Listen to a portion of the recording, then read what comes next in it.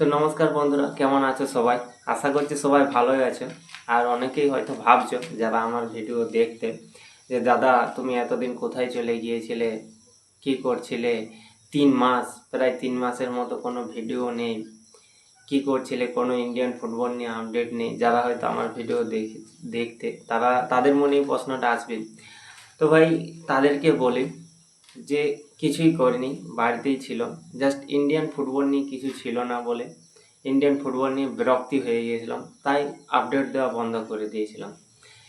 কিন্তু এরপরে Indian football একদিন শুরু হতে চলেছে জুলাই থেকে। তোমরা জানো 23শে জুলাই।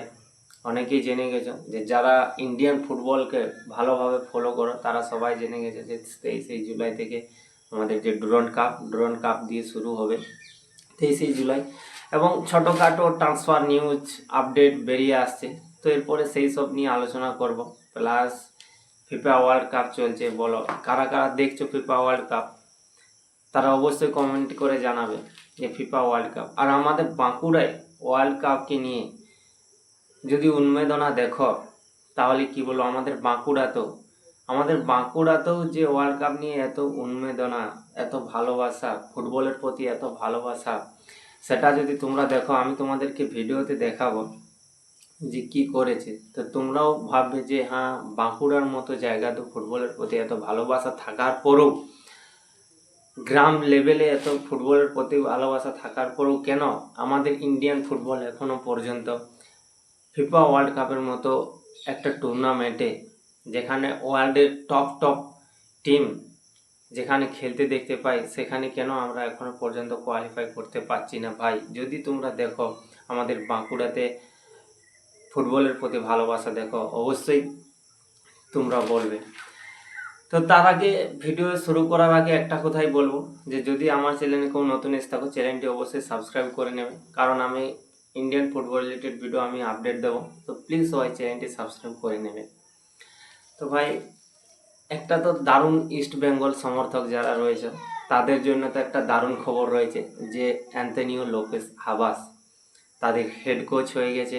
1+1-এ তাদেরকে সাইন করে নিয়েছে, মানে 1 বছরের কন্ট্রাক্টে। এরপর যে আরও তার 1 বছর কন্ট্রাক্ট বাড়ানো যেতে পারে, সেখানে ম্যানেজমেন্ট এবং কোচ এর পারফরমেন্স অনুযায়ী বা ম্যানেজমেন্টের সিদ্ধান্ত অনুযায়ী তার কন্ট্রাক্ট এক্সটেন্ড হবে। যেখানে ভাই মোহনবাগানকে নিয়ে অনেক খবর তো বেরিয়ে আসছে, ট্রান্সফার নিউজ। যেখানে কোচের দিক থেকে যদি দেখি, তাহলে রাউন্ডগ্লাস পাঞ্জাবের যে কোচ, যিনি কোচ ছিলেন, তাকে অ্যাপয়েন্ট করছে। প্লাস অনেকগুলো বিদেশি দেখা যাচ্ছে, অনেক বিদেশিকে ছানতের জন্য অল আউটে তারা যাওয়ার চেষ্টা করছে, ছানতেকে দলে নেওয়ার জন্য। রাহুল বেকে অলরেডি মোহনবাগানে সাইন করে নিয়েছে, রাহুল বেকে। তো মোহনবাগান যে আরও আইএসএলের যে ক্লাবগুলো আছে, তাদের যে আরও একবার ভয়ের কারণ হতে চলেছে মোহনবাগান, এটা নিঃসন্দেহে।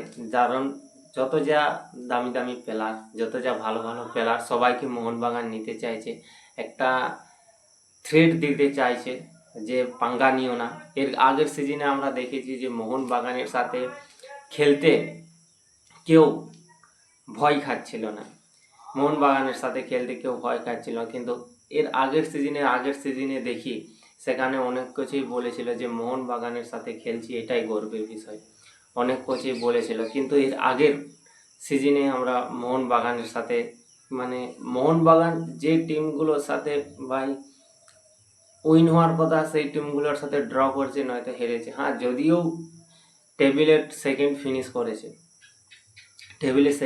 করেছে, কিন্তু সেই মোহনবাগানের প্রতি একটা যে ভয়, সেই ভয়টা ছিল না। তো মোহনবাগান ম্যানেজমেন্ট আরও তারা ভয় তৈরি করছে, দামি দামি প্লেয়ারকে সাইন করাচ্ছে, ভালো কোচকে সাইন করাচ্ছে, যেখানে একটা অপোনেন্ট টিমদেরকে তারা আরও যে দেখাতে চাইছে যে আমরাই ভারত সেরা, আমরাই ভারতের সেরা দল, মোহনবাগান সেটা বলতে চাইছে।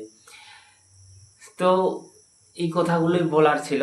23শে জুলাই থেকে ডুরান্ড কাপ শুরু হয়ে যাচ্ছে। আরও যখনই কোনো নতুন আপডেট নিয়ে আসবো, আপডেট যখন আমি পাবো, তখন তোমাদের সামনে আমি ইন্ডিয়ান ফুটবল নিয়ে আপডেট দেবো। তো প্লিজ তোমরা সবাই আমার চ্যানেলটি সাবস্ক্রাইব করে নাও।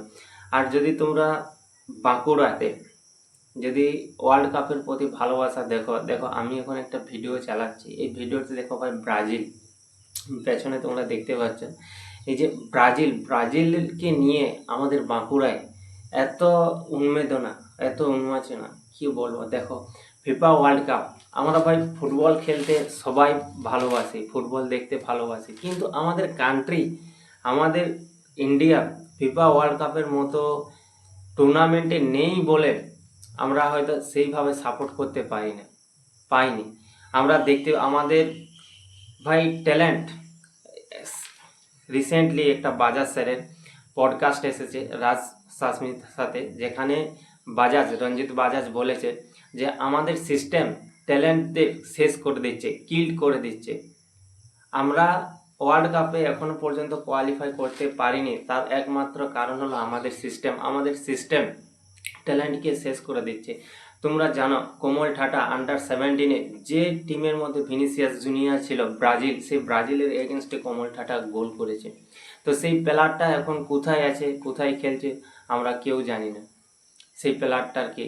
তো আমাদের কাছে ট্যালেন্ট আছে, কিন্তু প্রথমে তো আমাদের ম্যানেজমেন্ট সেই ট্যালেন্টকে স্কাউট করতে পারছে না, বা সেই ট্যালেন্ট তৈরি করতে পারছে না। যার কাছে ট্যালেন্ট আছে সেই ট্যালেন্টটাকে ধরে রাখতে পারছে না আমাদের management.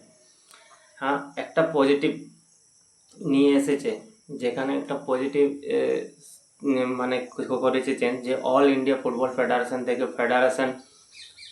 Football federation of Bharat করেছে, যেটাতে হয়তো এখন ওসিআই পিআইও প্লেয়াররাও আমরা দেখতে পারি। তো একটা যে এরপরে 2030-এর যে ওয়ার্ল্ড কাপ হবে, তো সেখানে যে কোয়ালিফাই করতে পারে তার একটা লাস্ট একটা আশা দেখতে পাওয়া যাচ্ছে এখন, যে নতুন নতুন কিছু জিনিস নিয়ে আসছে সেখান থেকে। তো জানি না কি হয়, 2030-এও আমরা ওয়ার্ল্ড কাপ খেলতে পারি কি পারি না সেটা জানি না, কিন্তু দেখা যাক কি হয়। তো যখনই কোনো নতুন আপডেট আসবে ইন্ডিয়ান ফুটবল নিয়ে, আমি তখনই আপডেট দিতে থাকবো। তো যারা আমার চ্যানেল নতুন এসছে তারা অবশ্যই ভাই আমার চ্যানেলটি সাবস্ক্রাইব করে নাও। তো দেখা হচ্ছে পরের ভিডিওতে, ততক্ষণ পর্যন্ত সবাই সুস্থ থাকো, ভালো থাকো, জয় হিন্দ।